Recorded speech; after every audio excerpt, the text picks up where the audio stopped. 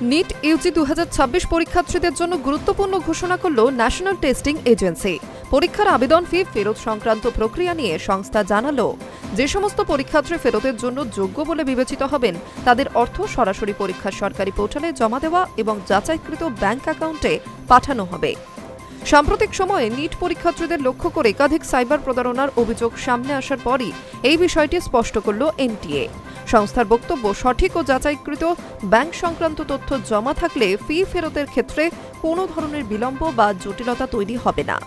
Social media platform এক্সে প্রকাশিত এক বার্তায় এনটিএ জানিয়েছে, সমস্ত পরীক্ষার্থীকে নিজেদের ব্যাংক অ্যাকাউন্টের তথ্য ভালোভাবে যাচাই করে আপডেট রাখার পরামর্শ দেওয়া হচ্ছে।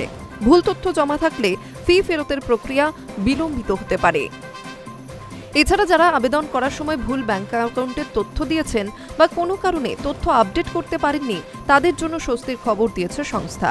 এনটিএ জানিয়েছে, পরীক্ষা শেষ হওয়ার পর ফের একবার ব্যাংকের তথ্য সংশোধনের সুযোগ দেওয়া হবে। সেই সময় পরীক্ষার্থীরা সঠিক তথ্য জমা দিতে পারবেন।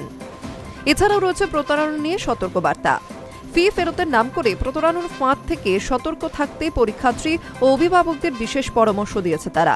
সংস্থার দাবি, প্রতারক চক্র phone, SMS, email, social media বার্তা বা বিভিন্ন লিঙ্কের মাধ্যমে পরীক্ষার্থীদের ব্যক্তিগত আর্থিক তথ্য হাতিয়ে নেওয়ার চেষ্টা করতে পারে। এনটিএ স্পষ্ট জানিয়েছে, ফি ফেরতের জন্য কখনোই ওটিপি, পাসওয়ার্ড, ইউপিআই পিন বা কোনো অতিরিক্ত অর্থ চাওয়া হয় না। তাই এ ধরনের কোনো অনুরোধ এলে তা উপেক্ষা করতে হবে।